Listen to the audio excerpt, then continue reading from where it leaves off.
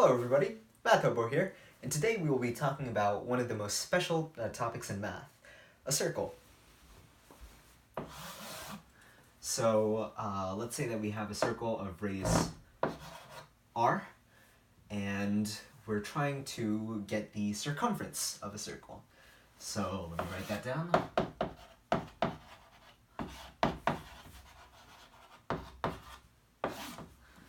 So circumference is our goal. That's really easy because circumference is defined as pi times d. In fact, pi is defined as the circumference of a circle divided by the diameter of a circle. And it's a geometric fact that for all possible circles that can be generated, the ratio of the circumference to the diameter remains a fundamental constant, and that constant is pi. So, and the diameter of a circle is defined to be 2 times the radius, so then we can plug that into this equation here, and then we have the circumference of a circle is defined to be the pi times 2 times the radius, or 2 pi r. But that might not be very satisfactory, and that's simply all it is. But we can do something a little bit tautological. We can try to prove the circumference, or we can try to derive the circumference of a circle given the circumference of a circle. So it's a little bit roundabout, but it's an interesting derivation nonetheless, and it'll teach us a lot about math.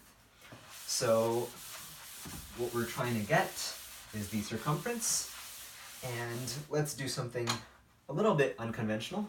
Let's take a circle, and then let's embed it in a plane.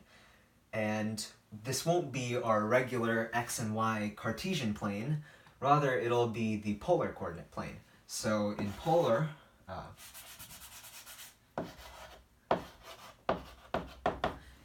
coordinates, we have 2 variables, r and theta, and every function takes the form f of r comma theta, where r is the radius of the circle, and theta is the angle that the radius at any point makes with the x-axis. So now we have embedded a circle in the polar plane, and let's try to define something called the circumference element. So let's take a very small arc of our circle, and we have our radius r, and we have some really small theta. And for calculus purposes, we will call that d theta. So it's basically a very, very small angle theta that the radius makes with the x-axis. And then if we try to quantify the length of our arc here, then arc length is equal to, so we all know the formula, S is equal to r theta, and S is arc length. So then for our infinitesimal arc length, ds, which is our infinitesimal arc length, ds will be equal to r times d theta. Then we have a notion of the smallest possible arc length. And now what we do is we take all the infinite arc lengths and we sum them up in an infinite sum. And when you have an infinite sum of r d theta, when you have an infinite sum of an infinitesimally small thing, it turns into an integral. So we can rewrite this as the integral of r d theta.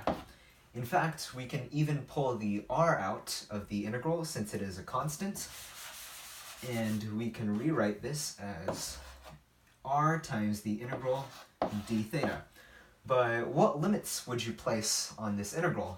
Well, that's an easy question, because what limits would you place on theta for it to be a circle? Well, a circle is 360 degrees, which is equal to 2 pi radians.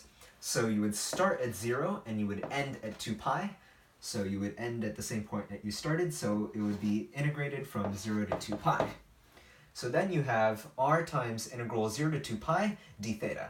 And the integral of d theta is simply theta. And if you take it from 0 to 2 pi, then you get 2 pi.